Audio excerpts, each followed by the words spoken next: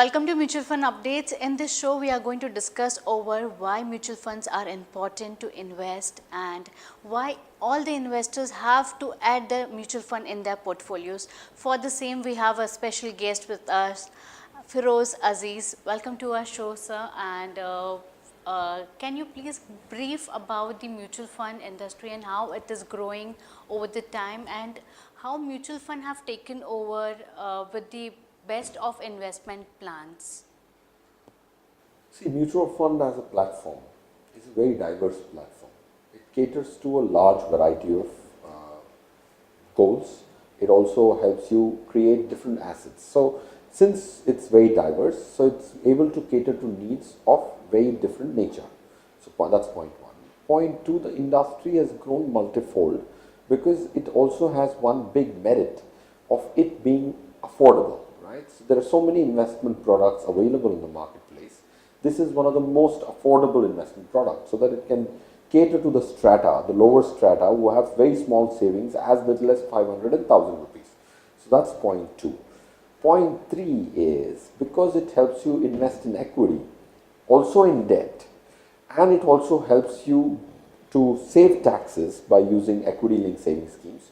It has different assets. You can also invest in gold using a mutual fund. So it is an umbrella. So these are the three reasons why there's a multifold increase. In the last 10 years, there's almost 3 times more the assets than it used to be 10 years back. In mutual funds, there are many categories as you mentioned. Which categories are performing very well in the current market scenario? See, there are different categories, of course. If something is going to cater to such large audience, it's going to have confusion for sure. So there are 4 big categories: equity, debt, hybrid. Hybrids are those which invest in different assets, and lastly gold. From these broader asset classes, if you went one layer down, then the confusion is immense. So on the equity side, you have large cap funds, mid cap funds, small cap funds, you have sectorial funds, you have thematic funds. So to answer your pointed question, which one is doing good?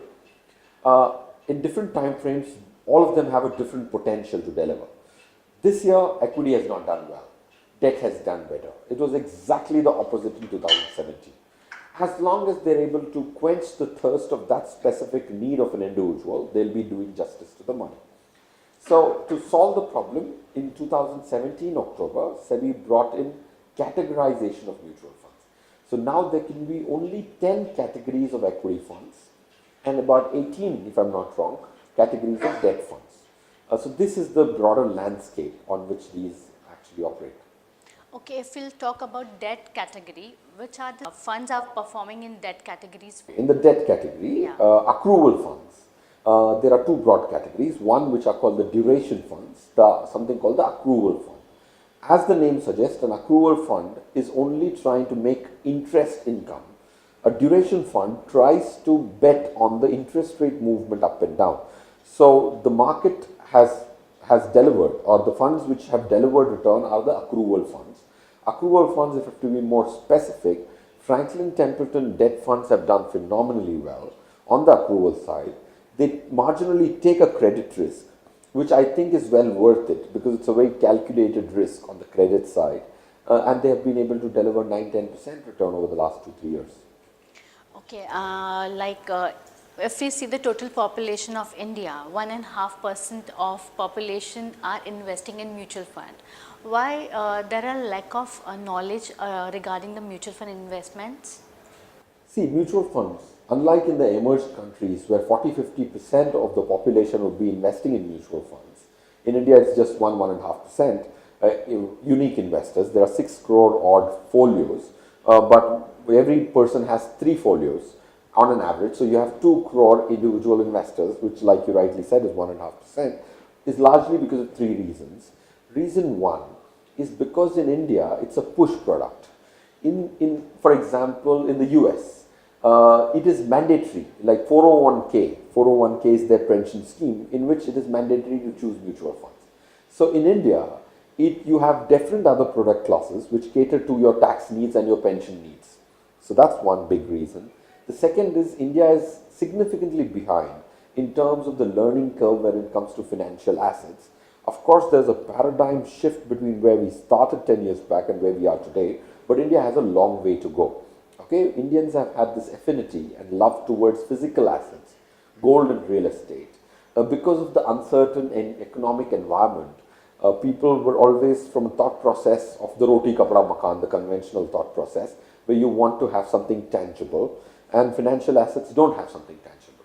I think that is having a paradigm shift with the younger generation, because they're not looking at tangibility, they're looking at portability rather than tangibility. Portability, by which I mean you can take your financial assets and take a flight and you can still access your money on a click of a button. That's not possible with gold and real estate. So that's point 2. Point 3 is the excessive confusion which the mutual fund industry was giving to people. There was lesser transparency, which I think the regulator has recognized. And is Okay, if we'll take a rough example over here, if X person is earning 50,000 per month and he want to invest or he want to create his portfolio, how much weightage mutual fund should carry in his portfolio? I think once if a person has a 50,000 income and then he subtracts his expenses, and then when he invests, let's assume he has left with 25,000, I think in the first 5-10 years of formative years of a portfolio, mutual fund can take 80-90% of the money.